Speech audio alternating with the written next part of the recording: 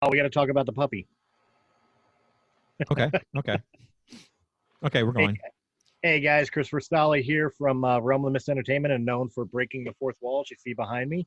I drew the short straw today, so I get the hosting duties of Coast to Coast Power Hour. So let's get the introductions right off the bat. First and foremost, my right-hand man, my Abbott to my Costello, my Lou to my Ferrigno. I don't know. I'm just adding names. Laurel to your Hardy. Laurel to my Hardy. the not funny one. Mr. Michael Glenmore. Mike, how you doing? Hey, gang, I'm doing pretty good. I'm glad to be He's back. The Bing to your Bob. Yeah.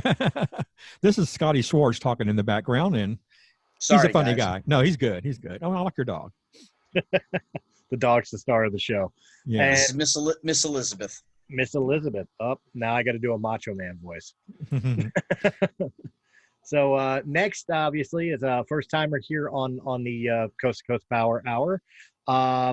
Forgive me, I am blanking what your show is. The title of it. Well, I have a few. I'm sorry. I have two different shows. Okay, which one you want to promote? You only get one this show. No, I only get one. Wow. I gotta go. No, you get. So my show is The Program, which is an interview show. I interview different sports and celebrity people, singers, actors, different sports stars, and guys coming up in sports. That's on the Believe Network. And then I have Journey with the Jays, where I work with a bunch of different sportscasters. It's a more opinionated show, talk about whatever hot topics are going on in sports right now. That show's video and audio, where my show's just audio. Okay. And, you can see that anywhere, Zoom, not Zoom, YouTube and all over. Okay, great. And, of course, your name is JB Ellis. I didn't get a chance to say your name yet because I was, like, blanking on what your shows were titled. I'm like, I know I looked it up before we began. Forgot me already. I see how it is. You know what? Like I told Mike before we started recording, I have been sitting in front of this computer since I woke up today. I am tired. It's okay. I'm bad. But you woke up at 4:30. And I've been here since 4:30. 9:30 my time. But last but certainly not least, the special guest of the day, I'm proud to bring him on. I've had the chance and the opportunity to sit down and talk with this gentleman before.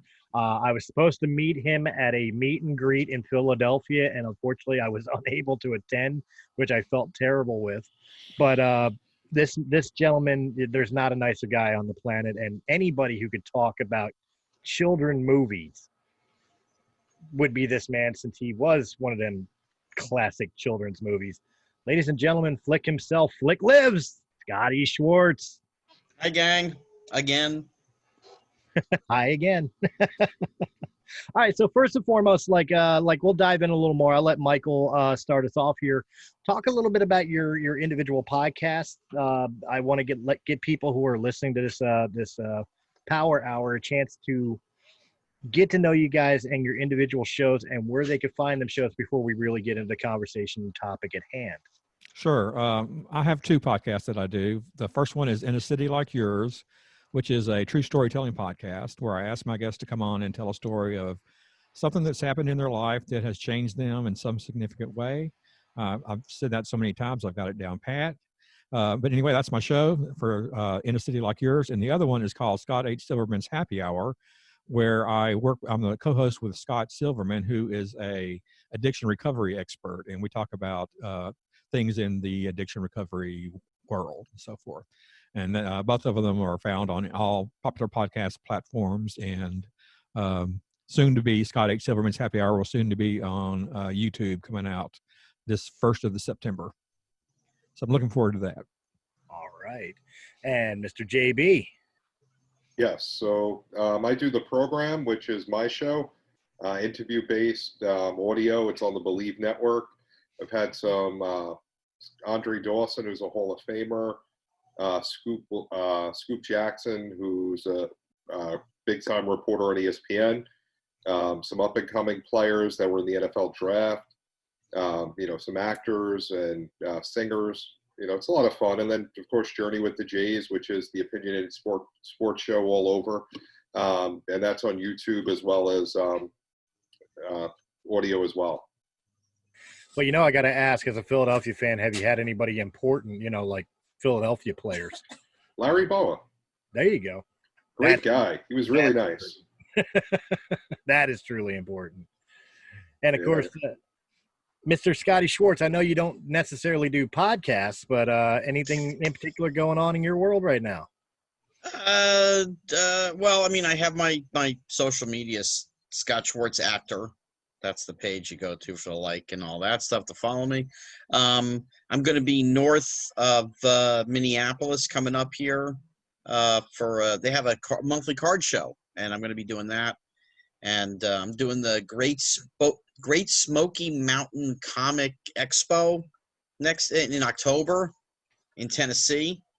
Okay. And after that, I know I'm going to be at Mike Stadium Sports Cards in Aurora, Colorado, outside of Denver in December. I don't have a date yet, but yeah, I don't have my own podcast. Everybody tells me I should, but I don't. So I let you guys do all that, and I just come hang out. You really should. Are you still involved with the independent wrestling scene? Have you still been connecting with the wrestling world? That's funny because I was just speaking to Hollywood Jimmy Blaylock down in Mississippi about a half an hour ago. He just hit me up. He's like, dude, how you doing? What's going on?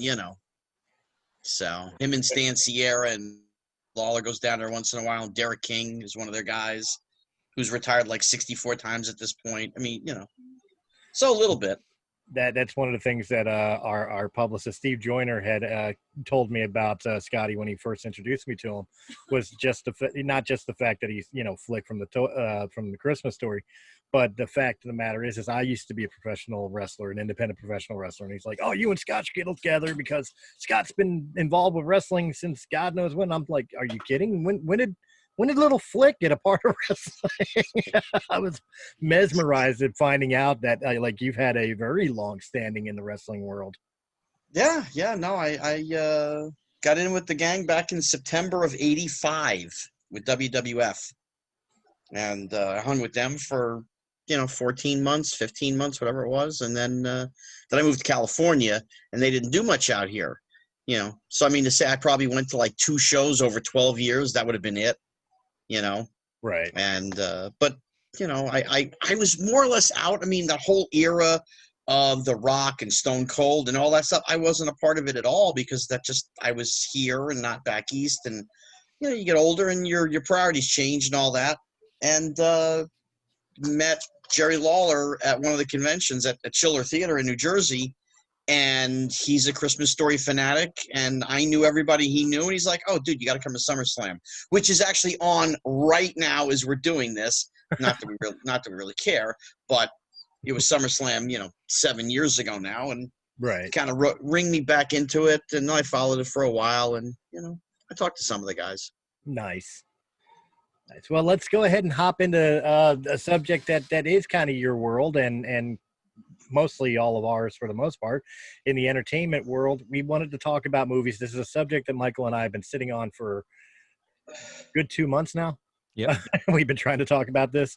For most of us, we're obviously of age that we remember the boom of, especially in the 80s, the boom of the pre-adolescent buddy film. And what I mean by that is like a group of kids go off on some form of adventure. Doesn't matter if the genre was comedy, horror, or something like that. You've got a group of 3 or more kids winding up on some wild and wacky adventure. And of course, it's a coming of age story in some way, shape, or form. In modern times, you have things like Stranger Things and the first movie of the remake of It to kind of have a idea of what I'm talking about. But back in the day, there was just an overabundance of films. I mean, The Goonies, The Monster Squad, Sandlot, Stand By Me, just to name 4 off the top of my head. Guys, were you huge fans of these styles of films back in the day? I am now. I was I was too old to get into them at the time when they came out. But since we been talking about this project, I've been going back and listening and watching quite a few of the shows, and I was really surprised. They were quite enjoyable, and it was fun seeing these actors as children. I'm sure Scotty can relate to that because he knew probably all of them or most of them. A lot of them. Yeah, so he grew up with them. So that's why we got him here, so he can give us that interesting tidbit. Yeah, the inside scoop of it. But what about you, Scott? I mean, I know you kind of lived it with the Christmas Story, but did you watch these genre style films, especially because some of them were your like friends during? Well, sure, because you watched what your contemporaries did, or you watched what other kids did. Then that's not really has anything to do with me being in show business. We just watched that, Right. So I mean, all that stuff, that you mentioned, and of course you had the Pretty in Pinks and 16 Candles, and oh God, there was another one I had in my head, and it just oh God, with all the Keith Coogan, Will Wheaton picture where the guys take over the school, they want to kidnap the kids. Fast Times at Ridgemont High? No, but that's a great one too. Yeah. Oh God, no, Taps was Tom Cruise. That's right. Never mind. Yeah. But it was a very young Tom Soldiers, Toy Soldiers. Toy Soldiers, okay. Yeah. I mean, the thing is especially the Chris Columbus films, the Breakfast Club, 16 Candles, they're kind of set in that time, and then you had the kids' versions of that. And it's really tough to do it now because none of those movies are really PC, and for whatever reason, we've sort of turned off the humor in our brains now, where everything has to be serious and everything has to be real. It's like, no, let's just go to a movie and enjoy whatever the producer, director, writer, cast, whatever they put on the screen, just enjoy it. Now everything is looked at in a completely different way, Scotty's got a very good point, JB. Like, to get your mindset, if they, especially in today's modern society of Hollywood, they're always constantly remaking properties over and over again. I just read that Will Smith and Kevin Hart are about to remake Planes, Trains, and Automobiles. Scotty brings up a very good point. Would something like The Goonies, for example, be able to survive politically correctness of a reboot, or would it completely destroy the charm of what the original movie brought? And that's part of a major problem in society all over. I mean, if you look at sports, which is mostly what I do, it's completely different now. You look at, everyone's worried about what people say and what they do rather than how they just play. So, I mean, with movies, it's throughout the whole society that's happening. And it does kill a lot of the entertainment factor in some of these great movies. Could you redo a movie like Goonies again and have it be the same? Probably not. It probably wouldn't be able to be done. But they've tried different things. They tried to remake different films over the course of time. 99% of them, you when you walk into a theater and you've seen the original, now you're going to see a remake. Is it going to have that magic? Is it going to have that special feeling? I use one in particular, which is bad because I know the guy who's the star of the film, but it is what it is. Charlie and the Chocolate Factory, Willy Wonka. Oh, Willy Wonka all day. Willy Wonka is Gene Wilder in his prime. He's fantastic. The kids were fantastic. The songs. It is an American iconic film. And you're going to take that and you're going to switch it over to Tim Burton and Johnny Depp. So you're giving a different version of it. But people who have seen the original 400 times, that's what they want to see. They want to see the magic again. And it's very, very hard to duplicate it or replicate it. Bob Clark, who directed A Christmas Story, did not want to do Christmas Story 2. He never wanted to do it. He never wanted to do a sequel, didn't want to do a remake. But when they paid him enough money, he's like, all right, fine, whatever. But it doesn't take away from the original because that's what people love. Right. Whatever they think about the second one or the My Summer Story or Christmas Story 2, it's a different thing altogether. Well, it does bring up a question though, and I can get it from your standpoint, especially being a child actor who is in such a beloved film. As one of the performers, would you even want to see an attempt to remake your film?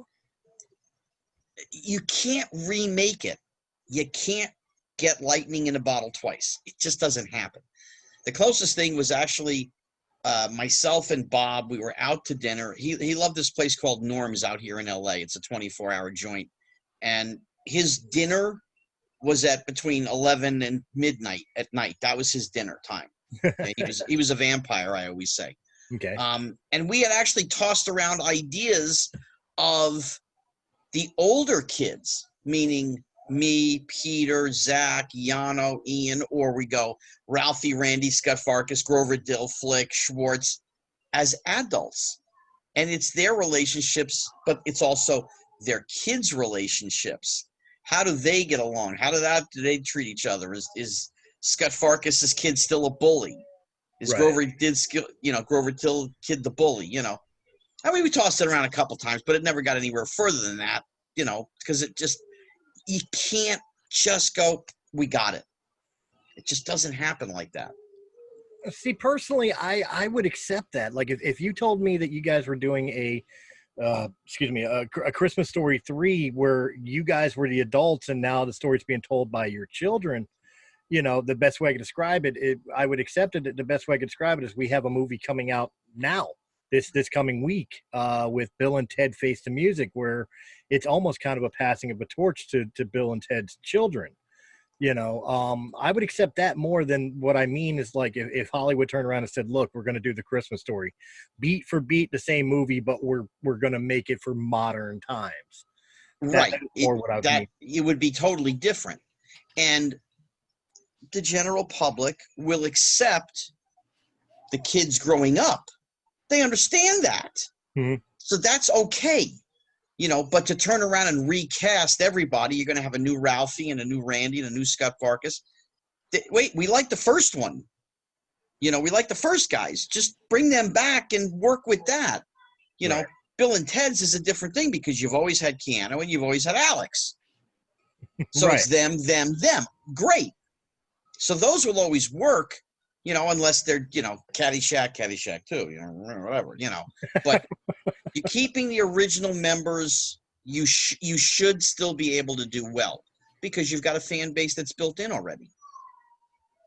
You know, as much as they love the film Christmas Story, they loved us as child actors, as performers. You know, it all is in the package. You know, but to try and recreate it, to do the same film now with a different cast, Bob's gone, Gene Shepard is gone, and that's the material it's from that people fell in love with. Right.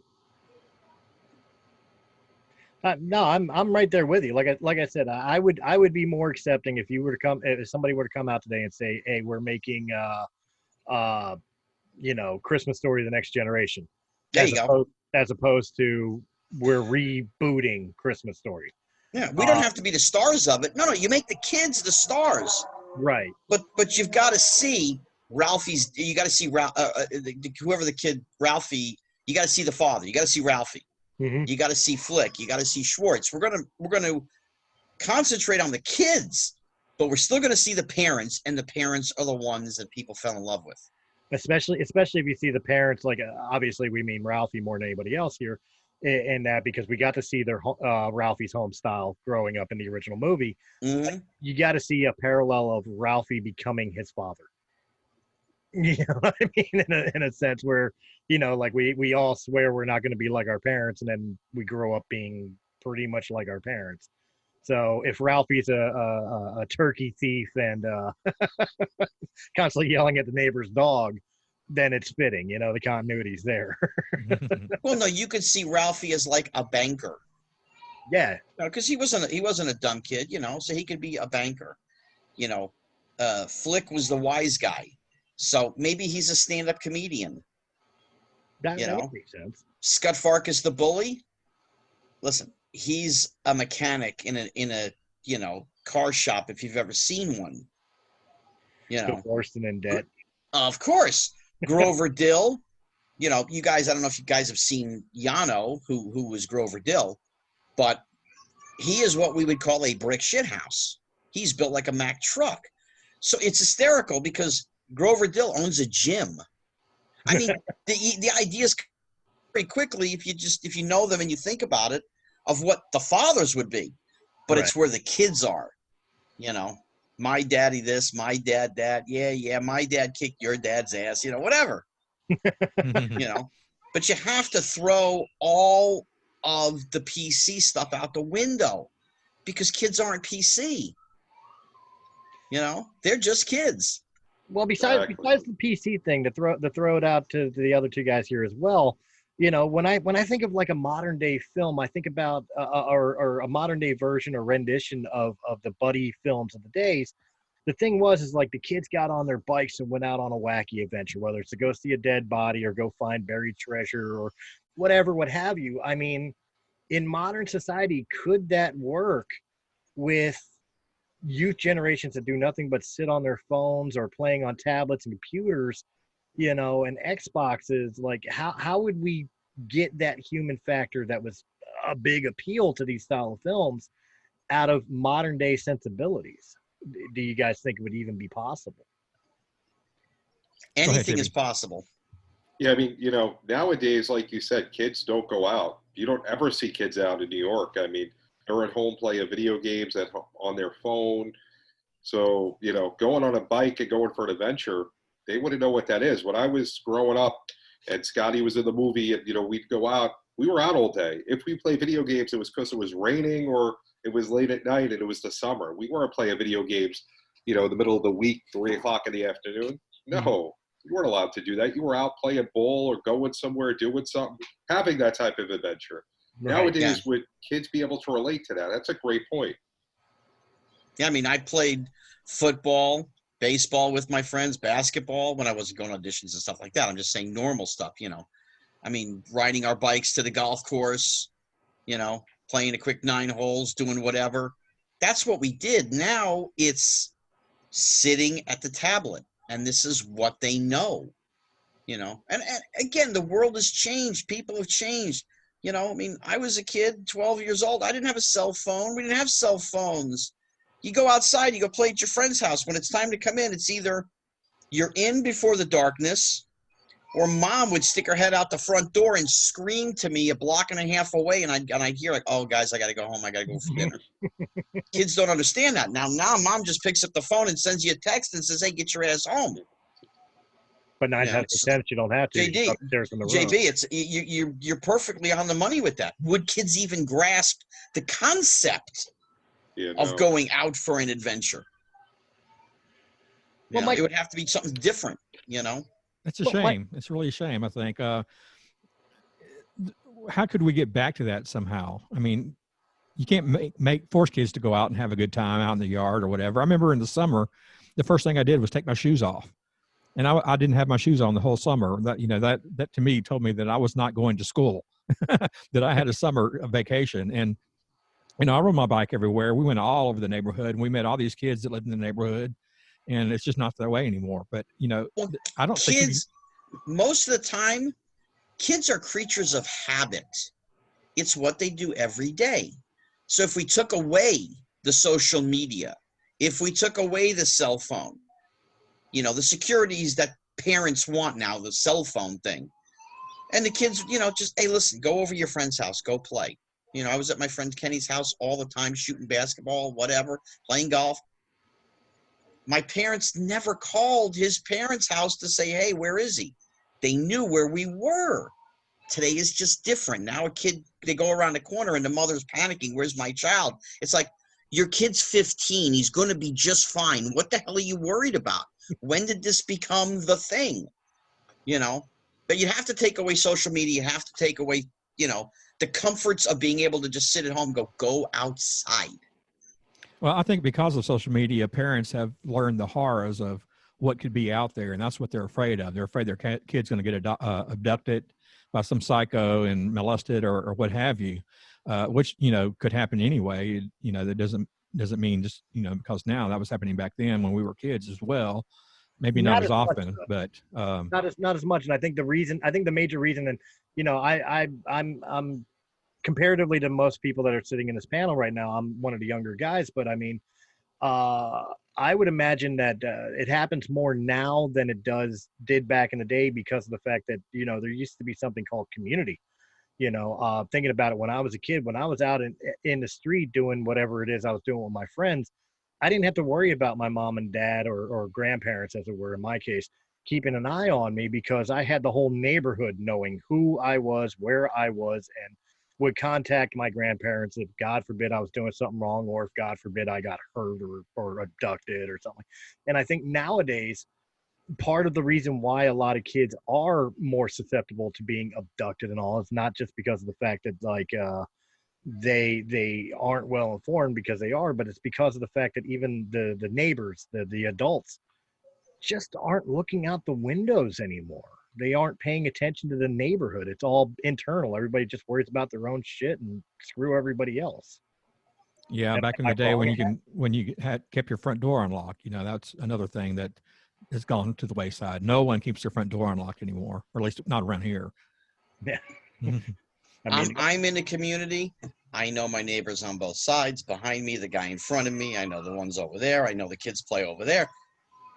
We don't really have any issues over here.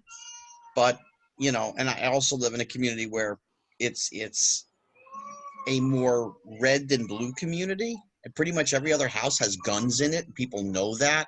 So they don't really mess around over here with anybody. They leave us alone, Right. But I have friends in Manhattan, 90th and Broadway, 88th and Broadway, 82nd and Broadway, 94th and Broadway. They're not letting their kids just go downstairs and take the elevator and go out. And that ain't happening. That ain't happening no more. That's it. There's certain areas here where I live in Philadelphia where you just, and you know this, Scott, you've been to my beautiful city. There's just some areas you don't go down in the middle of the night, even as a grown man with a gun.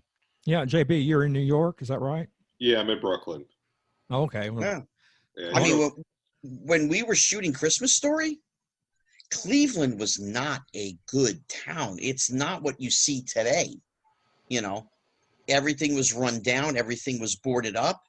And we literally, when we got there, they brought us all together for a meeting, and they said, when the sun goes down, please do us a favor and don't leave the hotel. Even with your parents, even with your chaperones, don't leave the building. If you want to go somewhere, call production. They'll send 2 people to drive you someplace. Now not the Hard Rock. There was another one that was there in '83. Oh God, it was like a big diner thing that they had in Cleveland, and it was 4 blocks from the hotel. I was there once because you didn't want to go outside. I mean, literally, that's neighborhoods. That's downtown. It's, be it cities all over the country, The suburbs are always different. You go to the middle of Kentucky, Tennessee, Oklahoma, Mississippi. It's open season because they got open fields and everybody's neighbors, like Chris was saying. A little different. But the cities, no, they've lost that entirely. If the park is across the street, okay, kids want to go to the park, okay. 2 moms or dads are going across the street to the park with the kids. There's no such thing as the kids are on their own anymore. And I say kids, I mean 8 to 15. Well, you bring up a great point as far as, like, again, trying to modernize the buddy kids movie, pre-adolescent movie. We're forgetting one simple factor that usually works with a lot of these films too, and that's the advent of the adversary, which is usually a same age or slightly older bully. Be it a big brother or the kid in the neighborhood like Fargus was, or whatever the case may be. How will we handle that in modern society with the anti-bullying phase? How will we treat it? Like, is it the gang member, the kid that's getting into joining the Bloods and Crips? Like what kind of modernization would we even put on the antagonist bully role? It's a great question. And really, no matter how you could end up doing it, somebody's going to have a problem with it. That's just where we are as a society. Not everybody, but one who's got the keyboard turns into 200 that is the keyboard, but that doesn't necessarily mean that, the bully is a bad guy. He's just a bully. You know, is that basically what every heavy in every film is a bully? You know, Edward G. Robinson did the bad guy. In how many films was he a bully? Right. No, he's an actor. He's doing a role. This is just who he is, you know. Mhm. How do we make that into a today's version of whatever? But you're right, you know. And then you got to be careful what the character is. Who all here has kids, and how have you dealt with that kind of thing? I mean, like JB, do you have children? Yeah, no children. Okay, I don't either. So that would be Chris and Scotty then. If they, I don't have children. you don't. Okay, Chris, you're the only one.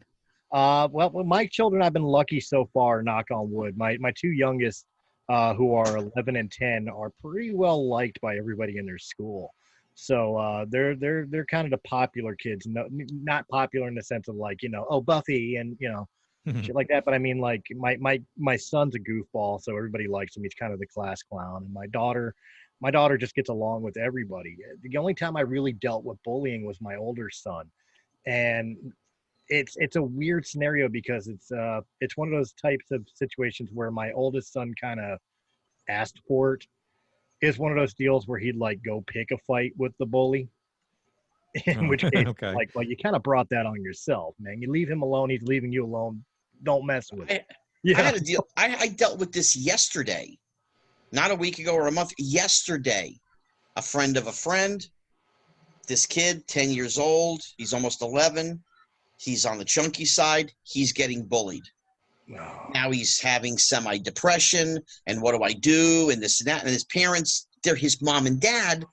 They support him, but kids don't always listen to everything their parents say. But if somebody else says it, they seem to get it better.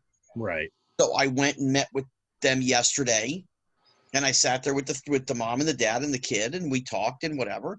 And yeah, he's a little chunky, and you know, and he's not quite 11 years old. And I'm kind of thinking, you know, how do you want to take this? Because he's being bullied. And I asked him how big the kid was, and he's like, oh, he's like this much taller than me. And I'm like, and he's thin? He's skinny? Yeah. I said, so you outweigh him by 40, 50 pounds, right? Yeah. I said, then, you know, you wait till he makes a move and he does something, and then you just kick the shit out of him because that's what you have to do. And his mother and his father both told him, if you do that and you get in trouble, it's okay. We are totally okay with that. If you beat up the bully, we will take you out to dinner. It's okay to stand up to a bully. As long as you're not the one throwing the first. Instigating it, yeah. Right. The funniest thing is he's dabbling a little bit into acting, a little bit, tiny bit. But he likes to sing. I said, oh, yeah. And I'm figuring, you know, 10 years old, what do you like to sing? He says, oh, I sing some of the stuff from today, but I really like to do Sinatra. Nice. I said, Sinatra? I said, what songs? He goes, oh, Fly Me to the Moon, My Way. I said, okay, listen, this is what you do. So I came up with his game plan. I said, work on either song you like, doesn't make any difference. Work on it for like 2 months because he's sitting home right now. You can't go to school, you know. Right. I said, have your mom record you singing it and throw it up on YouTube. So by the time you get to school, you will have emailed it to your friends, and your friends will have emailed it to their friends and whatever. I said, by the time you get to school, when this kid bullies you, everybody else is going to stand up for you. They're going to say, hey, he's a nice guy. He sings. He does it. Leave him alone. I said, so right now you don't really have too many people backing you up, but you might have 200 by the time you get back to school. I'll tell you what, you send me that video, I'll make sure it's on the next Fourth Wall weekly episode. We'll feature him. A kid, 11-year-old kid singing Frank Sinatra, absolutely. Yeah. In fact, I'll make a request. Send me the video of him singing some Dean Martin, man. Give me some kick in the head. Yeah. and he's got a decent voice. He really does. It was nice. I mean, we're sitting at the table at a restaurant outside, so it wasn't like he could just blast away, but I could hear his voice. I'm like, kid's got a damn good voice, you know. Very but nice. Bullies are everywhere, and they've always been here. They're always going to be here. It's how you equate what we used to do to what we did now. I had a bully in school. I got locked in lockers. I got thrown in the garbage container in our high school cafeteria, you know. And I had my ways, you know, because I had friends that were the football players and the wrestlers, and they helped me out a little bit. And there you go, you know. Kid ended up, you know, in the shower with all of his clothes on a couple times, you know, stuff like that. Now it's just a different thing. People are, Well, that brings up a very good point. I mean, we kind of fell off the movie roles here, but it brings up a very good point. How many of us, as Scotty stated, I mean, I can't lie or deny either. I've been in many fights in my life, and I've lost more than I won, and most of which were to some form of bully. You know, it's not like I went out looking for a fight, but I've tried to defend myself, and sometimes I just wasn't better than the bully. But I usually earned their respect by the end of it because I had the balls to stand up to them. But I mean, like, how many of us have gone through that, and how did you handle your bully situations when you were confronted with them? I graduated from high school. That was the end of my bully. there you go. You know, it was pretty bad in high school, but once I graduated, I never saw those kids again, and I was fine with that. So, yeah, I mean, you know, basically I'd fight back when they start, you know, and before you know it, it was done. You know, it was never anything major. When I was in high school, I was fought. It was grammar school. And then as I got older, everyone was always afraid to fight with me, you know, because I was always a little bit bigger, taller. So nobody really bothered me. But I was young. I would just stand up to them, and that would be that. I didn't have that benefit. You guys are lucky. I graduated high school. I was 5 foot tall. I weighed 97 pounds. wow. You know. Hey. But listen, we've come to this bullying. This is what it's called. I didn't call it that. We didn't call it that back then. No, he's an asshole. Right. There wasn't a bully. He's an asshole. It was just different, you know. Then they created the bullying thing, you know. You know, I mean, Scott Farkas in Christmas Story is a bully, and then Ralphie beats him, and then everybody's happy. You know, but I don't say he's a bully. I say he's an asshole. Right. No, absolutely. I mean, I use the term bully because I'm a parent, and you know, the first time I heard the term bully was my parents. You know, when I was getting picked on, it was never my parents turned around and said, "Oh, the kid's a jerk or the kid's an asshole." So he's a bully. If you stand up to him, he'll leave you alone. Whatever. You know, so I kind of use the same phrase. But yeah, you're right. When I'm in the mix of it, the guy's a jerk off. The guy's an asshole. The guy, you know, the guy's the load his mother should have swallowed. Whatever derogatory way I could put it out there is the way. We weren't that creative, but I like that. You know, you're right. We never looked at them as bullies. We just looked at them as somebody who, you know, was dropped on their head one too many times in life. And my bully, in my case, we have no idea where he is. After high school, disappeared. We don't know if he's alive, dead. He never came to a reunion. Nobody knows his address. Nobody's seen him. Nothing. He like disappeared. And I'm like, I just hope that, you know, he's someplace nice, and he gets 3 square meals a day, and somebody named Bubba is regularly visiting his rectum. That's pretty much it. You know, that's pretty much all I hope for him. You want to be the husband or the wife? Oh, they probably would have made him a bitch really quick. There you go.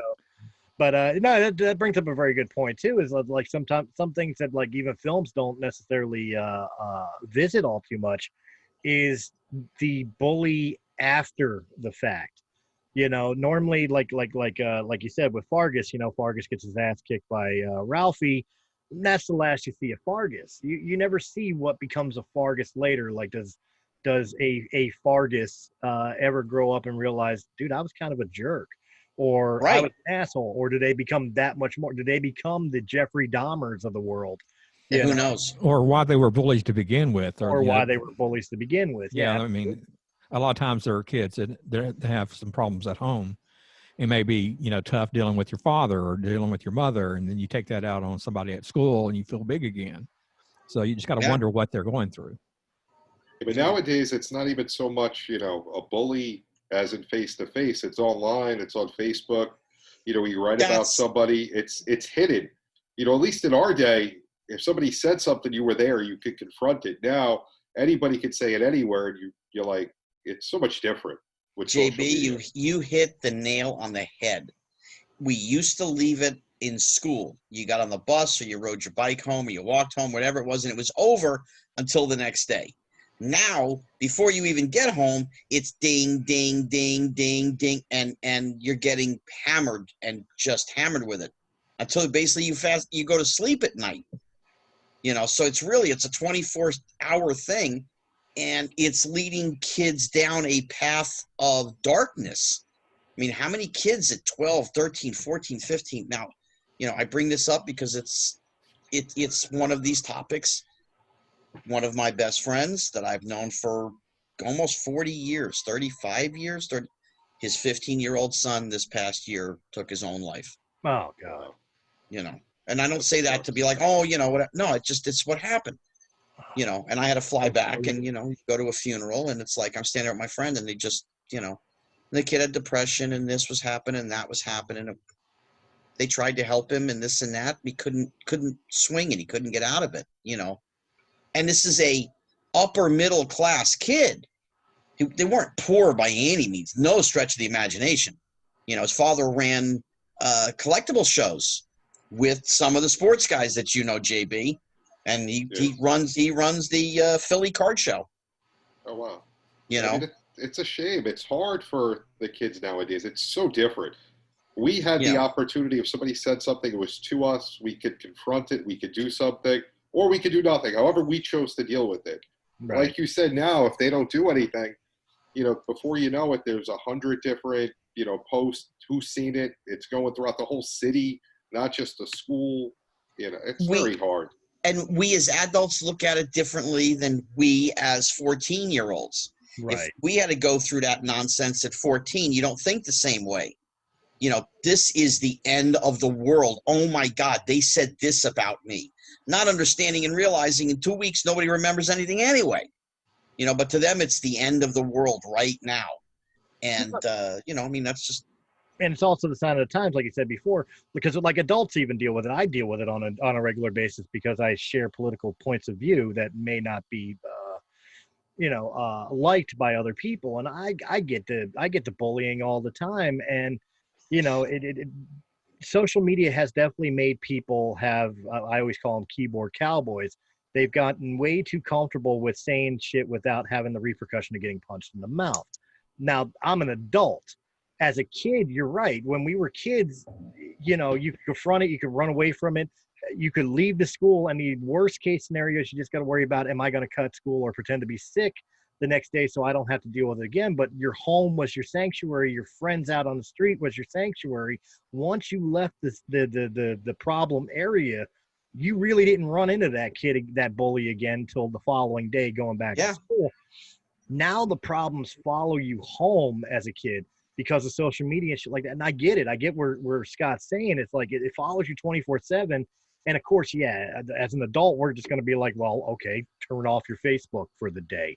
Then they can't bother you. But that really isn't the answer, because who's really shutting off their Facebook? And let's be honest.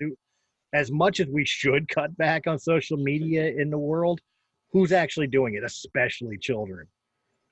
But at the end of the day, if you can look at yourself in the mirror and you're okay with who you are and what you believe in and whatever, you're fine. Mm-hmm. Don't care what somebody says on Facebook or any, whatever, Twitter. Who gives a shit? I don't see me. I'm older than I maybe Mike's older than me. I think I know I'm older than JB and Chris. I'm 52. Older than you are. Yeah. I'm 52. I'm 58. So, okay. And you guys are younger. Yeah. I'm 43, so. I'm 45. Yeah. So it's just different what we think now, what's important, what's not important. Are these people paying our bills? Are these people taking care of our families or our home? No, of course not. So who gives a shit what they say? I could care less. Right. When you're 12, 13, 14, you don't have those thoughts. Yeah, you just want to be liked. This is the worst thing in the world. Yep. Yeah. And that's exactly it. The social construct in the schools. The one thing that has not changed in the high school, junior high school world is that reputation pretty much is everything as you're going through your school years. Do they have repercussions for your real life? No, of course not.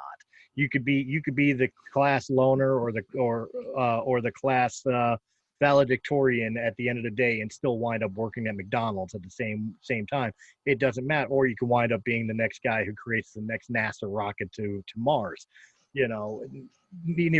Opportunities are still there regardless of how you were socially in school. But while you're going through your 12 plus years in school, that reputation with those classmates and those schoolmates, it really is kind of life for most kids.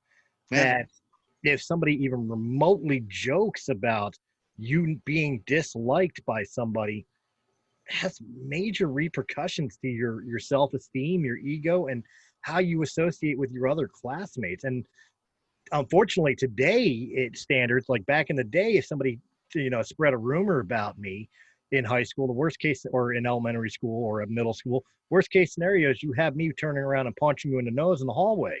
Nowadays the repercussion is you wind up with kids in trench coats with Mac 10s. It's really escalated out of control. Yeah, school is such it's a job for kids. I mean, it's what, How did 8 this hours a happen? day, 5 days a week, and it's such a big thing. How did this happen? How did we just go off the rails? And I say we, and it's really kind of my generation, but it's kind of the one under me. It's the 30 to 40-year-olds, not the 50-plus-year-olds, Right. Because you guys have the kids that are 6, 7, 8, 10, 12, 15, in that range, What happened here, gang? I think it's babies having babies, and of course, everybody reading, and I mean this in a joking sense, but not really. Everybody reading Dr. Spock and deciding that's the way you got to go, as opposed to, learning from your parents, which all of us are supposed to do, the right and wrong ways of parenting.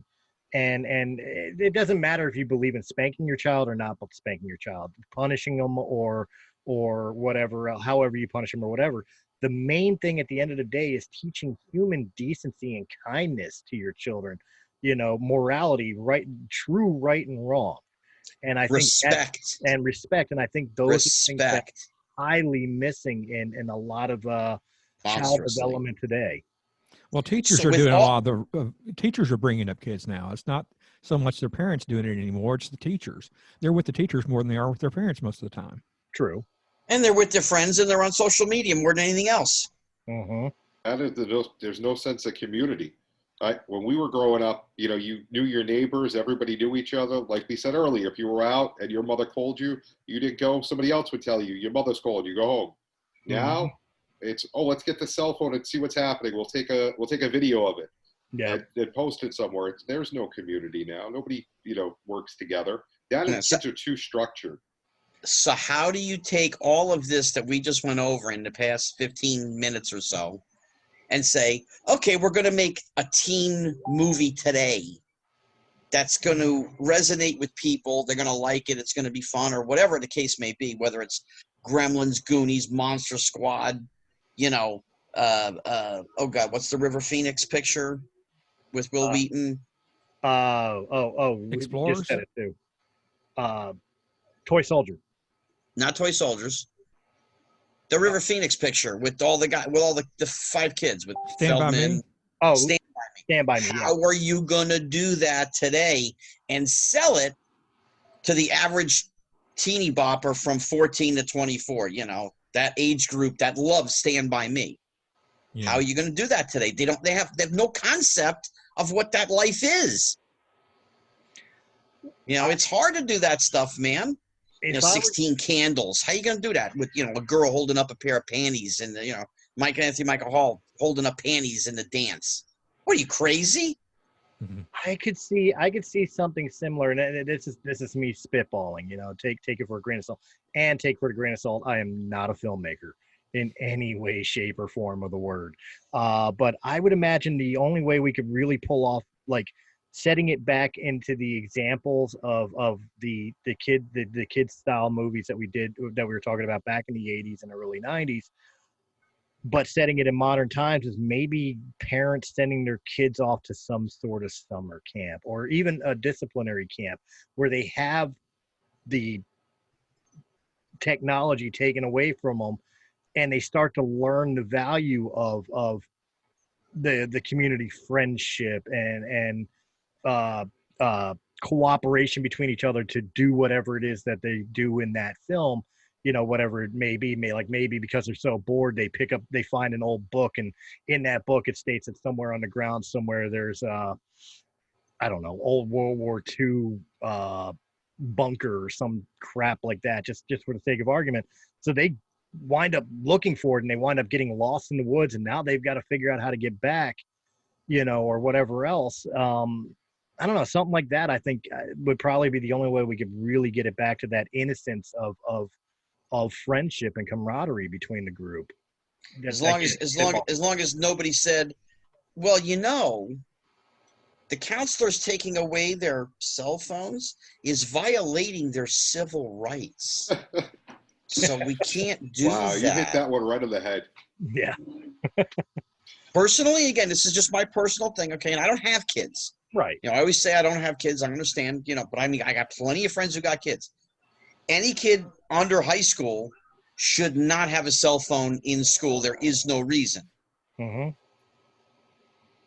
Yeah, you know what? There's no reason. Home. Child gets on bus. Child goes to school. Child gets back on bus. Child comes back home.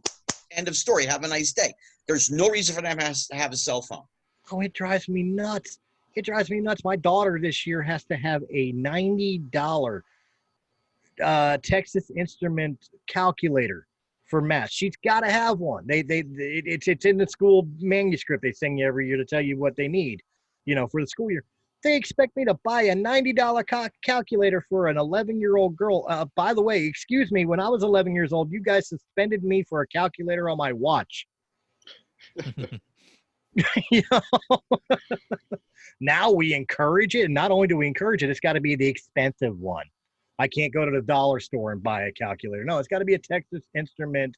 I forget the exact the model it is, but it's an $89.99 calculator. Are you kidding? I don't even own that calculator. You got to have an iPad. They got to have a laptop. They got to have. How in the world did we become decent human beings, intelligent human beings? I did this test yesterday with the 10-year-old kid. This is actually funny because we're bringing this up. I said to him, I said, I have a question for you. He said, what's that? I said, do you know what the Dewey Decimal System is? Oh, Jesus Christ. He looked at me like I was from outer space. We knew what the Encyclopedia Britannica was. Oh, yeah. Everybody had one. Every 5 years, you got a new one because you got to get the updated one. Yep. Everybody went to a library to find out information. We didn't just pick up a fakakta phones and start, hey, Zuri, I'm an idiot. What is this? No, that's not what we did. We had to work for the information, work to learn. Now it's push a button and they make it easier. You couldn't have a calculator in school when I went to school. You get caught with a calculator, automatic fail. It's all over. How did I describe Encyclopedia Britannica to my children when they asked me one time? I told them it was Google and hard copy. Pretty much. That's pretty much what it was. But you had to go and look for it, though. Yep. You had to go down. If you were looking under, if you're looking to try and find out what a flute was, whatever, I was actually trying to think. The master of the fan, Zamfir, the master of the pan flute. Okay. You had to go to you go Z. Okay, Zamfir. Who the hell is Zamfir? We had to go look him up. Mm-hmm. Yep. We had to work for our intelligence. How the hell did we all survive this shit and become intelligent human beings without any of this stuff? Oh, come on! It's just like you live in a world where you have information at your fingertips. Everybody owns a cell phone, a smartphone. Everybody owns a computer, but that doesn't tablet, make them laptop. smart. But that's my point. Like, how can you be so intelligent and having, like, your phone has autocorrect? I know this for a fact because every time I want to curse on my phone, it all of a sudden becomes duck. Okay, we have autocorrect on our phone. How are we still screwing up spelling? Really? In modern day. Come on. Do kids how to know in script? Do they know how to write a real letter outside of sitting at a typeboard, print, and it prints it out? No, writing a real letter. About telling time. Oh yeah. Oh yeah, yeah. The two things that have driven me nuts in modern times is that they don't teach analog clocks, which for people who are dumb enough to not understand what analog means, is it means it's non-digital. It means the actual long and short arm. The big hand is on the 3 and the little hand is on the 6. It's 3:30. Okay, Right. or the fact that they're not teaching handwriting, Cursive, yeah. Cursive. That's what I'm saying. Writing a letter. Script. And I mean, it's just it's stupid to me because, like, if for no other reason, okay, I'm guilty of this too. I don't necessarily write in cursive when I write a letter to somebody. I'm more comfortable with using typical print, but I still sign my name in cursive. Like, I mean, if for no other reason, you got to know cursive to at least sign your signature. Am I wrong with that? But this was stuff we learned in 2nd and 3rd grade. That's You got kids graduating high school. They can't do it. They go, well, can I go to the computer and print it out? No. How do you, come on, folks. What's taking the place now? Are they spending more time on computers and stuff at school, or? Sure. Yeah, pretty much that and social studies, but not in the social studies aspect of like we had, but social studies as in current event social studies. I've had to argue with my kids' school. I've had to argue with them on some of the curriculum. It's like, no, you're not teaching my kid that, because that's not any of their business. Like, one of the schools wants to try to make it mandatory for Spanish. They have to take Spanish, not an elective second language, be it Spanish, French, German, and you can choose the language, or maybe a semester of Spanish, a semester of French, a semester of German, or whatever, like it used to be when we were kids. No, mandatory, like 50% part of your grade that you take and learn Spanish because there's people who don't want to learn English. No, my kids are not going to Mexico anytime soon, or Spain, or wherever else. They shouldn't be forced to learn that language. If you want them to know a second language, well, my family's German descent. Let them take German. At least that fits to their family heritage. You know what I mean? Yeah. Well, a lot of it is they want to cut out the elective part of it to take a French or a German, and they just want to have one teacher. So they're saving money by just having Spanish teachers. Mm-hmm. And of course, it's basically the second language of the country at this point. Doesn't mean that 60% of us know it. I know no dinero. I got that part down, that's about it. I took 2 years of Spanish, and I don't remember any of that shit that I learned. I took 4 years in college and still don't know it. I can't speak it, but I can read some, but I can't speak it. And you would think that after 4 years in college, I would know something, but I could not get it. And it might have been different if I'd taken more as a child. So I think it's easier to learn as a child, but yes. So I think that a language should be offered to a child at an early age, but maybe not to require just one specific language like Spanish. Well, I'm with Chris on being able to select your. Well, that was kind of my argument to it, and I mean, if I'm wrong in this, guys, please let me know. But my argument to it wasn't necessarily that they were trying to force that somebody had to learn a language, but one particular language. And of course, it's Spanish. And of course, I know the reason why they want it, because they've been pushing for a while that Spanish becomes the second official language of the United States. I understand that. But my point to it was like, if my child has to be forced to learn this language and then lives their life without ever using this language, you just wasted an hour a day for most of their professional school life on something they will never, ever use. It's the same argument as like algebra. Unless you're going to be a rocket scientist, who the hell uses algebra? I'm a carpenter. I'm a fence installer. I use angles and shit all the time. I can't tell you the last time I've used calculus to figure out an equation. I had to take algebra 2. I've never used it. I'm out of school for 34 years already. I never had to use that stuff. You know what you need? Subtract, divide, add, multiply. You're done. Shop class, home economics, balancing a checkbook, things you would actually use. Do you know they don't teach balancing? How do they not teach balancing a checkbook to kids? How? Mm-hmm. Teaching them how to file taxes. There are so many things that are taught that are basic things, and so many things that are wasted. The kids have no playtime either. There's no time for gym or unstructured time. Everything is structured now. We didn't have it like that. It's horrible. They don't have gym anymore? My niece, when she went to... Not all schools, no. No, not all schools. They've gotten rid of a lot of the That's a like physical music. activity for physical fitness. How is this not mandatory? Well, it's the same with like music and art. Those have fallen by the wayside too because they're considered non-essential. I guess is the terminology they use. Sorry, Michael. What were you about to say? I was going to say, talking about children balancing being in shape is different than music or art. I don't. While I get it, I don't necessarily totally agree with it, but physical education. A kid has to have physical education because when he leaves school, he goes to 7-Eleven to get a big gulp or a big Slurpee. Right. I'm sorry. Go ahead, Michael. Oh, I'm sorry. I was just going to say that, I'm talking about balancing a checkbook. Funny story. My niece, when she went to college, my brother-in-law gave her a checkbook, Right. and said that I've got some money in the bank, and so you need something, go ahead and write a check.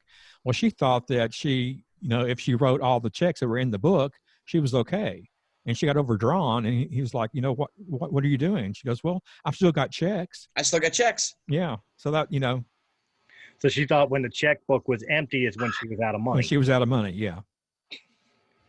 Which again goes to the point. Like, you teach a class on how to take care of a credit card and credit card debt, because I mean I was guilty of this too as a kid. When I got my first credit card, I went to town. It's free fucking money. All of a sudden I'm really in debt from a $100 spending limit on my first credit card. You don't think $100 would hurt, but all them interests and all them missed payments and all. Oh yeah, it'll come back to bite you in the ass. This is something that schools should teach because it's preventative from kids winding up on the wrong side of things, starting their real life, their adult lives. Being fiscally irresponsible. Being physically irresponsible. Teach people about how to save their monthly income to be able to afford food and rent and bills. Figure out the income. Like, okay, if my rent's due on the 5th of the month, and I've got $2,000 a month from my income. Well, okay, $1,000 in rent, it's due on the 5th, so I have to make sure I got that $1,000 at least by, and I get paid bi-weekly. Like figuring out those types of outcomes where you make sure these kids know how to save money and spread their money out to the needs, without being like, well, okay, I get paid $2,000 a month, my rent's $1,000 a month.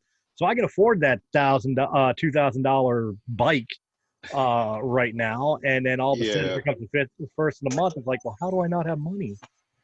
But if they did that, then the kids would realize if they took the student loans, how much they'd be paying back, and they weren't getting jobs from going to college and spending all that money in there. They would realize how bad of a system it was.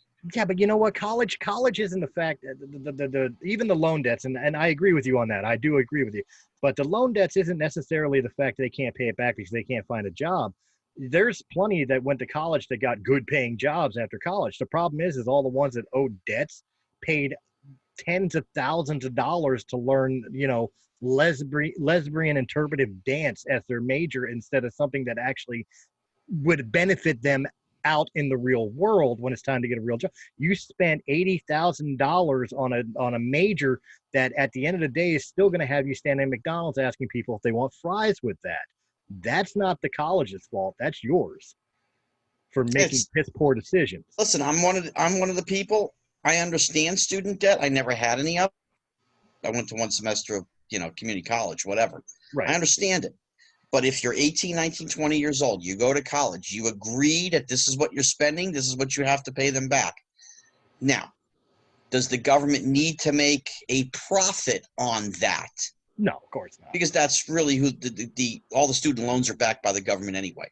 It should be a straight up 0.5% or a 1% loan.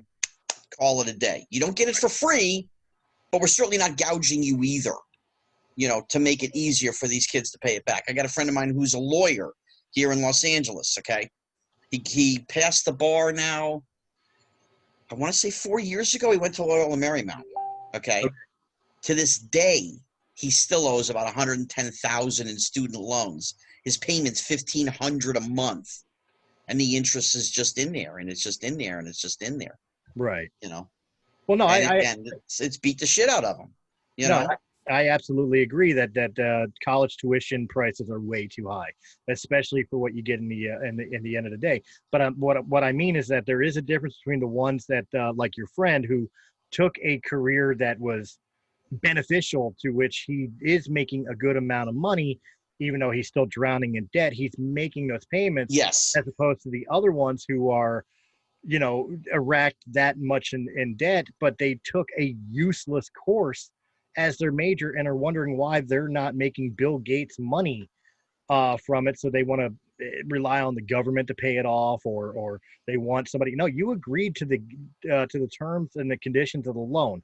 That, first off, that's on you, and then you chose a useless major to be what you graduate for, which has no bearing in the real world. So you can't go out and get a social, not socially, but a physically stable job. That's your fault. True. No question. Listen, anybody that wants to be any kind of a service person, electrician, a plumber, a carpenter, what the hell are you going to college for? Exactly. Go to electrician school. Go to the plumber place that they teach you. Go to the carpentry place that they teach you. Get on the job training if you can. Why are you going to college for 4 years spending $60,000 to come out of there and go, great, I've got my degree in whatever that I can't get a job, but I'm going to go back to doing what I love. I'm going to be an electrician. Well, what the hell did you do? And as an adult, you are responsible for your own actions. Mommy and daddy are not responsible when you're 22 and 23 and 24. No, it's not mommy and daddy's job to take care of your shit anymore. Right. Well, it's a perfect example of my oldest son, who's 24 right now. He's going into the Air Force. And this was a long-standing conversation for quite a while, because originally he wanted to go to the Marine Corps. I'm absolutely fine with the Marine Corps. I mean, I come from a family of military. I myself served in the United States Navy.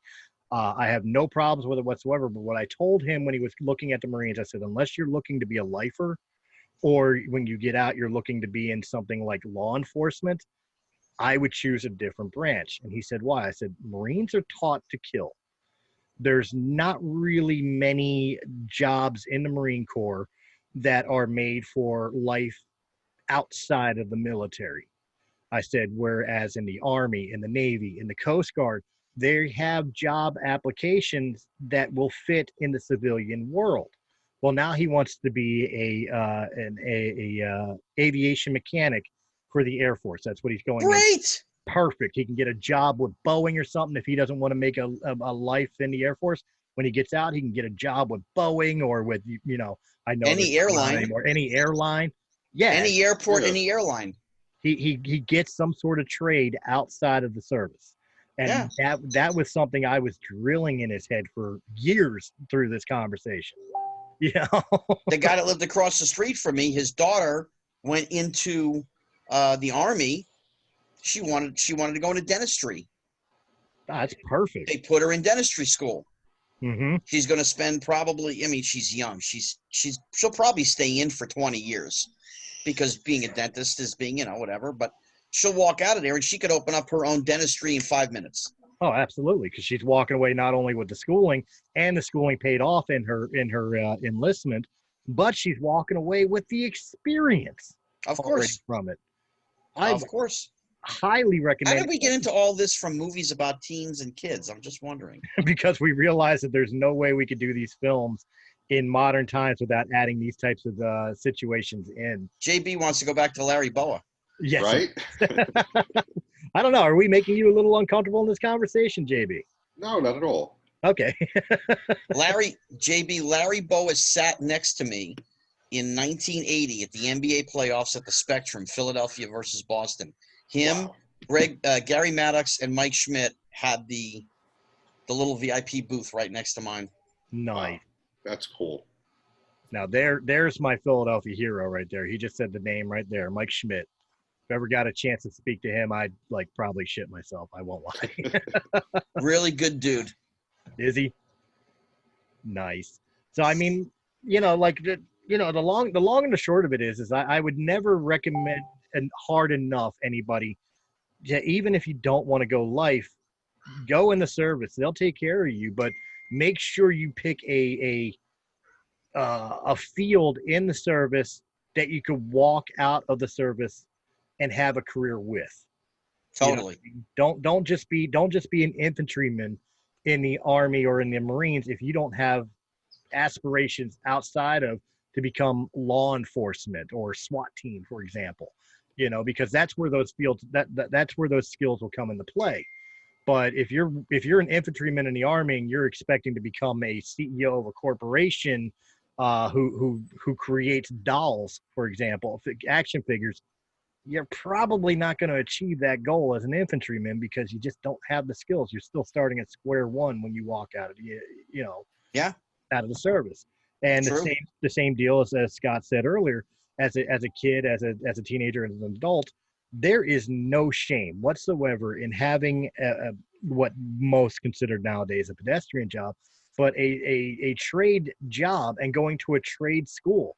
There are electricians who came out of a trade school, paid $5,000, $10,000 for their complete training, turned around, opened their own business, already debt free, and in the black as far as their annual income from a trade school as an electrician or as a plumber. Whereas you spent 4, 5, 6 years in college racking up all that debt, and you're still working at the Gap. There is no shame in becoming a trade worker and going to a trade school. Mm-mm. Not at all. No. Yeah. Listen, what do we need? Every home in America, same thing. Mm-hmm. We need a plumber. We need an electrician. We need somebody to fix this, somebody to fix that. That's it. No. As long as human beings exist, we are going to eat and we are going to poop, which means we need toilets that work. We are going to need houses to be built. We're going to need power in those houses. Exactly. As long as human beings exist, those skills are always going to be in demand. Oh, come on, man. We have wind and solar. Don't you know that? Anyway. You still got to move the wind and solar from those panels into the house. That requires wire. Ask JB how many windmills they got in Manhattan. I don't, in Brooklyn and Queens and the Bronx. I don't think so. Oh man.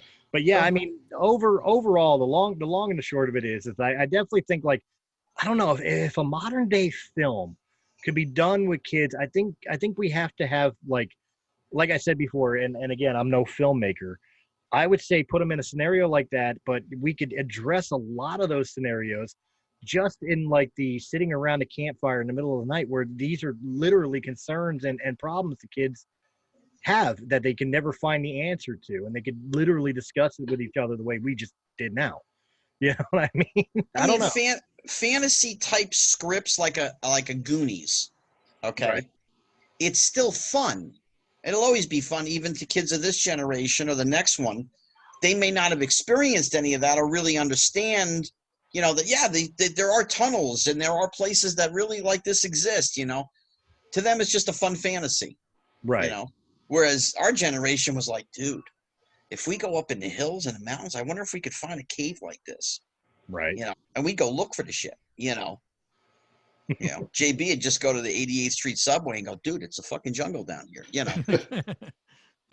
don't know. I kind of pointed to the parents too, because I mean, where I grew up and where I live now in Philadelphia, we have a park, which is kind of a wooded area out here, called Pennypack. You guys can look it up. It's a huge wild wooded reserve, I guess you could kind of say. It goes on for miles and miles all around. And I spent my life in this park, going off the beaten path and the trails and stuff, exploring and everything else. I introduced it to my kids, and understand my 10 and 11-year-old are phone and video game junkies. Like, if I have them in the house, they're on the phone playing Roblox, or they're on the Nintendo Switch playing Minecraft. You can't get them away from it. But if I ever say, hey, let's go get lost in the trails in Pennypack, they're all about it. I think the children today could be saved and put out in those environments like the 80s kids, as long as they got somebody guiding them into, look, there's more to life than that stupid little idiot box you keep playing with. You are probably in the extreme minority on the overall of how many dads there are in the country that want to take the time to do that. Most parents are working full time Monday to Friday. Saturday it's something, Sunday could be church, or Saturday could be temple, whatever it is. The time is not there. It's just not the same. And so by the time the parent just goes, I don't feel like it. So good for you that you take the time to do that with your kid. I wish more parents would, and wish we had better parents as an overall. Oh yeah, I mean, it's not something I could do every day, but Of course like not. on a Saturday, if I could pull it, if the weather's working with me, yeah, I'd rather get them out in Pennypack and exploring and taking a look at wildlife and finding an interesting rock, or hey, let's go swimming in the creek, and jump into fresh water, like real water, as opposed to a pool or something like that, and just get them away from the electronics for a while. And like you said, bonding. It's just opportunity to hang out with my children. I think if it doesn't take much, it could be just an hour out of that one day a week. You know what I mean? Is I think has a major impact on children. I think parents really should, mother and father, should really spend more time on that. You look at it from a very logical perspective, unfortunately, a lot of parents don't. Right. They don't have the time, the effort, the energy to do those things. My dad was a movie guy, so he took me to the movies all day on Saturdays from 9:30 in the morning until freaking 1 o'clock in the morning. I was sitting in movie theaters, watching movies every Saturday. That's what we did. Right. Other friends of mine, they went bike riding. My one friend's dad, he had a motorcycle. The kid, my friend Kenny, had a BMX, and they'd go out on trails. He'd follow his old man. But we don't have that much anymore. Right. The what should be is no longer. Now it's what I feel like. Right. No, you're not wrong, but I definitely think even if it's like once a month or something, take your kid to the park, take your kid fishing, take them for a swim. Like, there's nothing going on in your life that you can't spare at least 1 hour a month. I'll go that far. 1 hour a month devoted to your children, and just getting them away from the routine, the regular everyday stuff. Am I wrong in this, Mike and JB, in any way, shape, or form? No, I agree. You have to get out of your comfort zone. That's so important. Sorry if I interrupted you, Mike, but No, it's no problem. especially with your kids, that's so important. Giving them new experiences so they can open their eyes and broaden their horizons. What are parents supposed to do? Again, and I say that not being a parent, but somebody who has mentored kids, has shared things with kids to help them with issues, problems, and everything else. And I see a lot of it is time rewarding for me, but not time rewarding for the parent. They're kind of like, all right, what time are we getting out of this? And I wish that more parents would kind of understand teaching a child good things, the right things, the fun things. That needs to be a part of the growing up process, because they need to have it in their head as they get older, so then they can do the same thing with theirs. Mine took me to the movies. That's what we did. I mean, of course, he took me to New York for my auditions and all that stuff. That's the extent. My father wasn't a fisherman. My father wasn't, we go out to the trails. We do anything. Zero, but at least it was something. Right. And I don't say he's a bad guy for that, but I saw my other friends, what they did with their folks, and I was kind of like, hey, I mean, I see it now with friends of mine who grew up the same way I did, and they're taking their kids on vacations, and they're going here, and they're going boating, and they're doing this, and I miss that. I didn't have any of that shit. I'm like, damn, but mine was different. It doesn't mean I don't envy a whole lot of them. I think you hit the nail right on the head with some of the people, like you said, that you watched from a third party view, is that a lot of people are trying to get a lot of parents, and it bothers me being a divorced father who's dealing with the family court system. And I know the family court system looks at fathers primarily as sperm donors, and it bothers me because when parents act like sperm donors, like all I did was create a child, now go leave me alone, kid, you bother me. That bothers the shit out of me. Look, okay, I'm nobody special in this world. I'm far be it anywhere from a celebrity in any way, shape, or form. Yeah, but I was a musician. I was a professional wrestler. I've had my time in the spotlight. And I can tell you right now, out of all the years of music and all the years of wrestling, my time in the service, there is nothing on this planet that has been more important to me or has been more special to me than being called dad.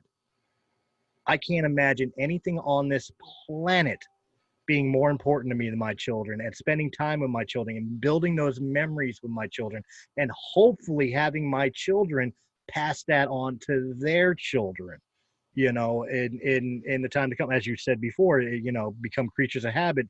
We grew up this way. We give it to our family. I grew up without a dad. My mother was in the military and was always away. I was raised by my grandparents who were too old to do shit with me. I get it. I understand that. And I didn't want that life for my kids. And I couldn't imagine a world where I was just too busy to give an hour to my children. An hour. People just do not think the way they used to. The days of Andy Griffith are gone. The days of Happy Days are gone. We don't live like that anymore. We could, if people would instill the same things to their children that they learned from whomever. Respect, kindness, love of mankind. There are no I don't want to say it. There are idiots, that we have in our country. Are they bad people? Not necessarily. If you give someone respect and they give it back to you, okay, fine. They don't give you respect, you don't give them respect. That's how the game is played. But you have to teach, especially the youth, respect your elders. Mm-hmm. Respect the fact that people were here before you. As an actor in show business, it is what it is, But I look back and I go, oh my God, Gary Cooper, Humphrey Bogart, James Cagney, John Wayne, James Dean, but Marilyn Monroe, whoever they did. They were all here before me, and they're all gone. And now we're here, and we have Tom Hanks and Denzel Washington, and Mel Brooks is still here. God bless him. I love him. But at some point, they're not going to be. Then it's the next older generation, which I will be a part of. But we're not the first, and we ain't going to be the last. But you have to respect the people that are older than you are. And yes, respect law enforcement and police. I am monstrously in favor of that as well. Oh, of course. That's how I grew up. The chief of the local police used to come to my father's house to play poker on Monday nights. I knew who this man was. You didn't mess around with him. We had a guy from the New Jersey State Police Force who became like one of the top lieutenants in the New Jersey State Police. Play poker at my father's house. I respected these gentlemen. Right. I teach my children. We've lost that.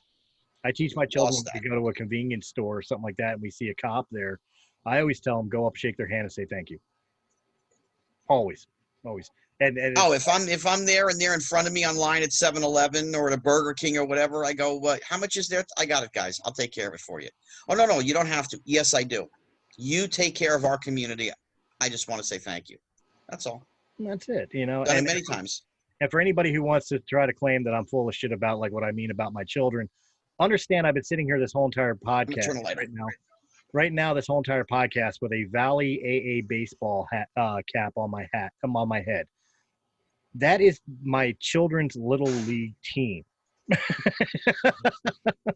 They play for Valley AA out in Bensalem, PA. They didn't do it this year, obviously, because of COVID and all that. But my son has been playing little league for him for about 4 years now. And my daughter only did 1 year, but she did 1 year of softball.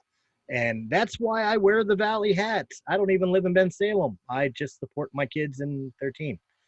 So yeah, you're wrong. I'm literally wearing something that is representation of my kids while I'm on a show right now.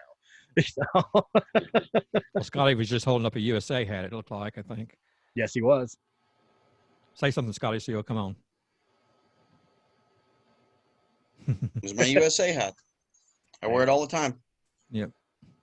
Now, of course, some people might not like that, or like that, but oh well. Well, gang, we've hit an hour and 24 minutes. Maybe we should wrap it up, or Oh, what? absolutely. So the overall consensus is we probably couldn't get that film unless somebody was willing to break the political cultural nightmare of the world and just go out and put out a fun flick overall. How can you do Porky's today? How can you do 16 Candles? How can you Weird Science? You know, how can you do these things? What are you doing? Oh, I'm making a woman. Are you crazy? You know, oh, you chauvinistic bastard. No, we're just making a fun movie. Oh, no, it's chauvinistic. You got kids that want sexy women. Oh, Christ. What? Oh, my God. You know, 2,000 years we made it doing this nonsense, and now all of a sudden it's, you know, nothing is right. Yeah.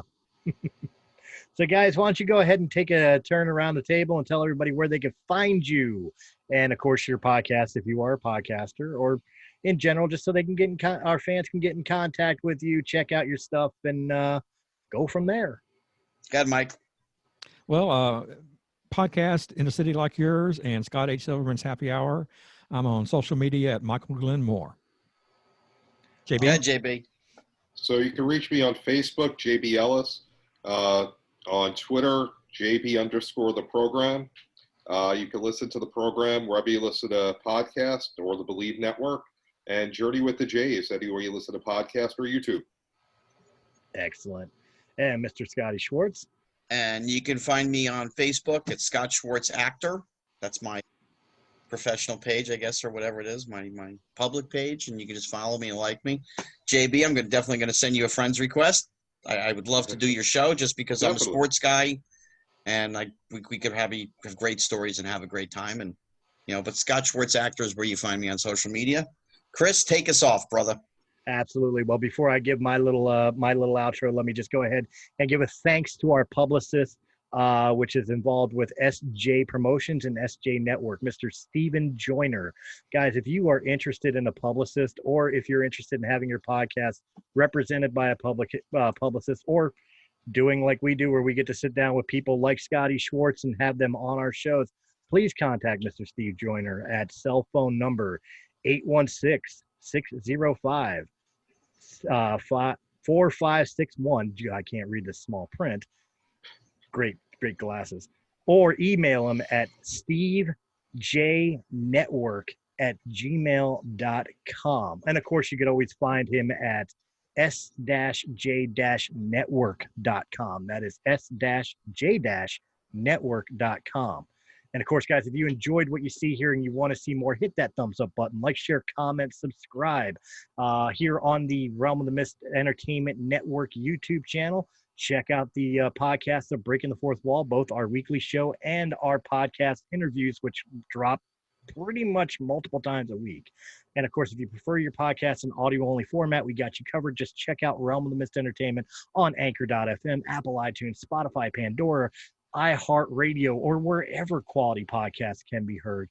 Again, I want to thank the panel. Next Coast to Coast Power Hour, Mr. Michael Moore will be hosting, so he'll be picking the topic of conversation.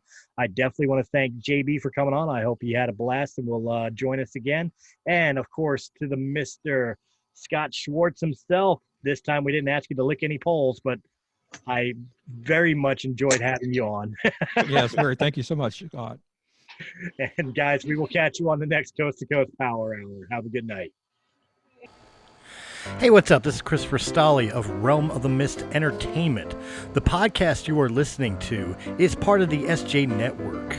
Go to s-j-network.com. That's s-j-network.com for more great podcasts and information on those shows, as well as information and ability to contact publicist Steve Joyner for more information. Just go to the website and check out the family. Ladies and gentlemen, until then, enjoy the show.